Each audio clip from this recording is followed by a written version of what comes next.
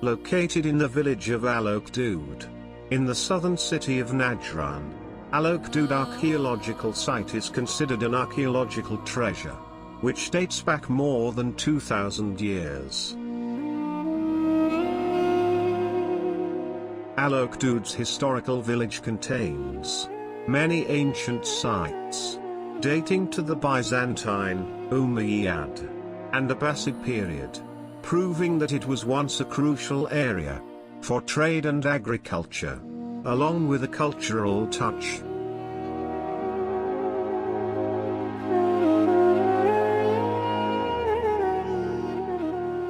Al Ukhdood tells the story of the people of the Grove, who were mentioned in the Holy Quran.